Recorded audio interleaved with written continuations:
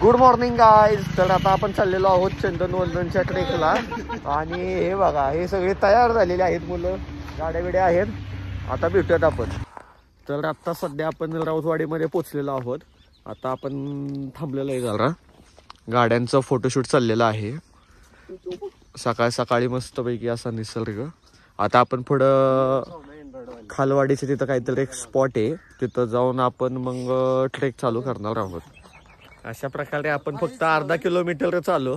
अर्धा किलोमीटर मध्ये बघा हा बघा हे जरा यांना पॉइंट भेटला की लगेच गाड्या थांबवलेल्या आहेत आता फोटो काढायला. हे मोठं झाड आहे मस्तपैकी, सीन तर चांगला आहे. तर आत्ता सध्या आपण पोचलेलो आहोत चंदनवंदनच्या साईडला, म्हणजे जवळच आहे ट्रेकचा पॉईंट. पण ते कुणीच नाश्ता केला नव्हता, त्यामुळं तिथलं हॉटेल आत्ताशी उघडते. मग ते म्हटले की 5-10 मिनिटं लागतील. मग आम्ही काय केलं, त्या साईडलाच पवन चक्कीचा एक पॉईंट आहे, मग तिथं जरासं फोटोशूट करायला आलेलो आहोत.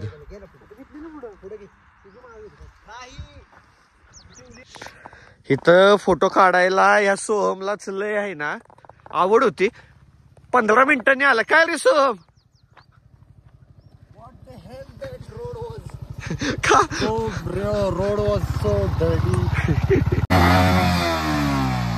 अजून एकदा करा ना सर. बॉयज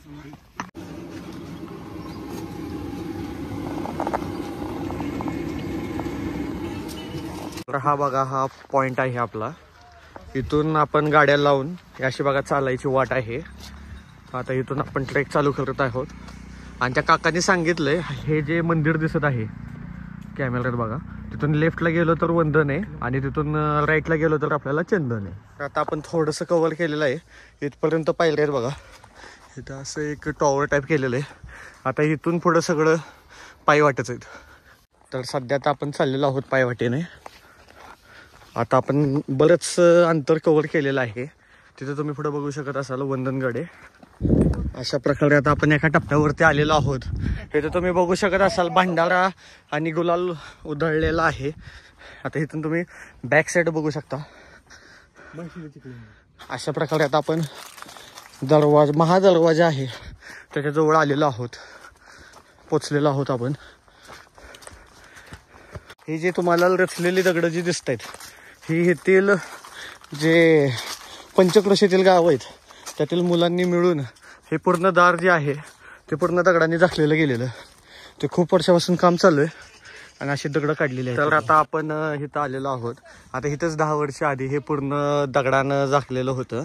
मग नंतर इथल्या लोकांनी कामं करून हे असे दगडं काढून ठेवलेले आहेत. आता आपण जाणार आहोत वर, बघूयात आता आपण. अशा प्रकारे आता आपण आलेलो आहोत वरती. तुम्ही द्वार बघू शकत असाल. अशा प्रकारे इथं आपण आलेलो आहोत. इथं झेंडा पण लावलेला आहे. आता अजून थोडं वरती जात आहोत आपण.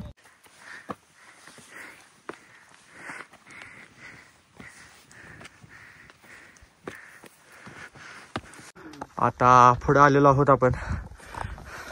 अजून दार आहेत.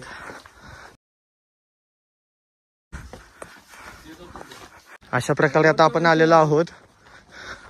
आता हे तर बघू शकता तुम्ही, हे सगळं त्या काळातलंच आहे सगळं बांधकाम. तुम्ही बघू शकत असाल. आता इथून काय परतीचा प्रवास आहे, एवढंच होतं इथं बघण्यासारखं. आता इथून नंतर थोड्या वेळानंतर ना आम्ही आता खाली उतरणार आहे.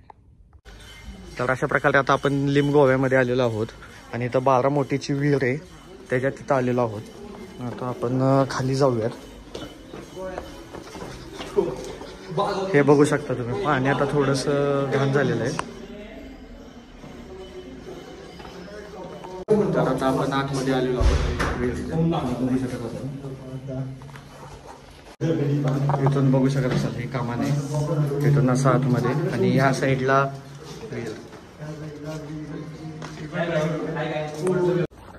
तर अशा प्रकारे आता आपण आलेलो आहोत घरी. आता पोचलेलो आहे पार्किंगमध्ये, हायवेनं आलेलो.